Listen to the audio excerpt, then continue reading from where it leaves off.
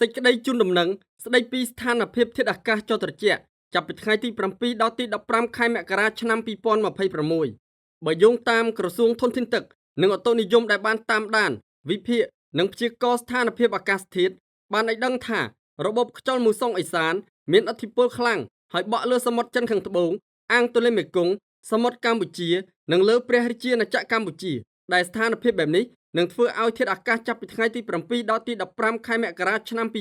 2026មានលក្ខណៈដូចតទៅតំបន់វាលទំនាបរួមមានខេត្តបន្ទាយមានជ័យបាត់ដំបងសៀមរាបពោធិ៍សាត់កំពង់ឆ្នាំងកំពង់ធំកំពង់ចាមត្បូងឃ្មុំព្រៃវែងកណ្ដាលតាកែវស្វាយរៀងនិងភ្នំពេញពុំមានភ្លៀងធ្លាក់នោះទេហើយមានសីតុណ្ហភាពមធ្យមអបបរមា17អង្សាសេនិងសីតុណ្ហភាពមធ្យមអតិបរមា30អង្សាសេខ្យល់បក់ពីទិសឧត្តរនិងឦសានមានល្បឿនមធ្យម5ម៉ែត្រក្នុង1វិនាទីតំបន់ខ្ពង់រាបរួមមានខេត្តឧត្តរមានជ័យបៃលិនព្រះវិហារក្រចេះរតនគិរីមណ្ឌលគិរីកំពង់ស្ពឺស្ទឹងត្រែងតំបន់ជួរភ្នំក្រវាញជួរភ្នំដងរែកនិងជួរភ្នំបូកគោពុំមានភ្លៀងធ្លាក់នោះទេហើយមានសីតុណ្ហភាពមធ្យមអបបរមា14អង្សាសេនិងសីតុណ្ហភាពមធ្យមអតិបរមា28អង្សាសេខ្យល់បក់ពីទិសឧត្តរនិងឦសានមានល្បឿនមធ្យម6ម៉ែត្រក្នុង1វិនាទីតំបន់មាត់សមុទ្ររួមមានខេត្តកោះកុងព្រះសីហនុកំពតនិងកែបពុំមានភ្លៀងធ្លាក់នោះទេហើយមានសីតុណ្ហភាពមធ្យមអបបរមា19អង្សាសេ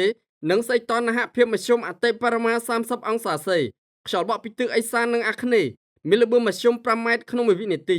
រលកសមុទ្រមានកម្ពស់មធ្យមអបបរមា0ម៉ែត្រ50សង់ទីម៉ែត្រនិងកម្ពស់មធ្យមអតិបរមា1ម៉ែត្រអាស្រ័យដូចបានជម្រាបជូនខាងលើក្រសួងធនធានទឹកនិងឧតុនិយមជូនដំណឹងដល់សាធារណជននិងអាជ្ញាធរដែនដីមេត្តាយកចិត្តទុកដាក់ប្រុងប្រយ័ត្នខ្ពស់អំពីស្ថានភាពធាតុអាកាសដែលអាចចុះត្រជាក់នេះជាមួយនឹងខ្យល់កន្ត្រាក់ជាពិសេសត្រជាក់នៅពេលយប់និងពេលព្រឹកហើយសូមថែរក្សាសុខភាពផ្ទាល់ខ្លួនដើម្បីជៀសវាងពីបញ្ហាផ្សេងៗដែលអាចកើតមានឡើងជាយថាហេតុក្រសួងធនធានទឹកនិងឧតុនិយមនឹងបន្តធ្វើការតាមដានវិភាគអំពីស្ថានភាពធាតុអាកាសដើម្បីជម្រាបជូនជាបន្តបន្ទាប់ក្នុងករណីមានការប្រែប្រួល